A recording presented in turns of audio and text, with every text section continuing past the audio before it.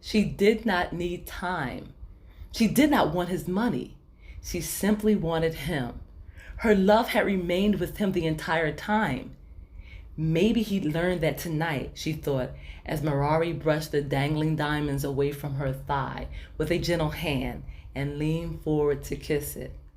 Or maybe when she'd surrendered all, she reasoned, as his mouth and lips brushed against her skin, and he moaned into her flesh.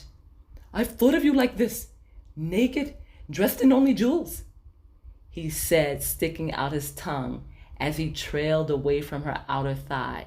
His movement was calculated, his destination apparent. Don't, Mirari. I can't wait that long. I'll go insane if you force me to endure a slow tease.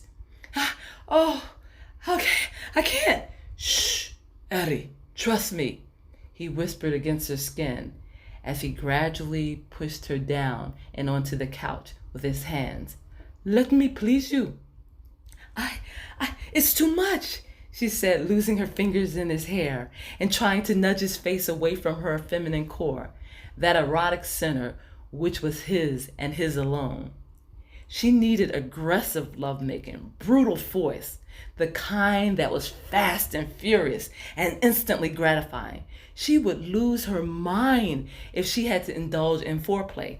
She needed him now. Please, Mirari, she said, reaching for the waistband of his pants. She deliberately brushed against his front, encouraging his desire for her. She moaned loudly, not exaggerating the emotions running through her body as she felt his anatomy grow. Her high-pitched sounds excited them both as he coaxed her legs into a position he wanted. He leaned into her and explored the sweet center of her essence.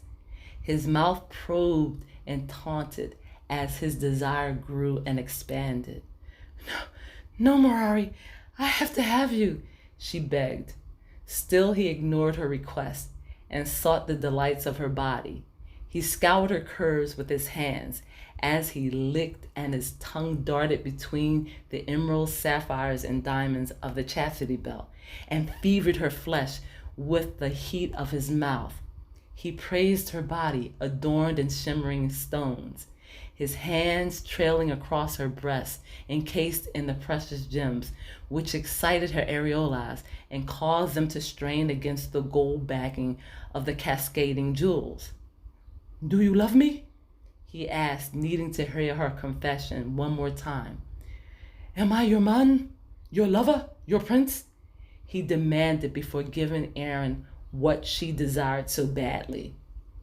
He was manipulating the situation, but he had to have all of her before he could collapse into the soft interior of her body, before he could drown in the tumultuous whirlwind of passion that beckoned him. I never stopped loving you, Mirari Varadaraj, she murmured as he positioned himself atop her body and leaned in to kiss her mouth. You are the only man for me. You are what my heart desires, she sighed against his lips, and then cried out in passion as he pushed his body into hers.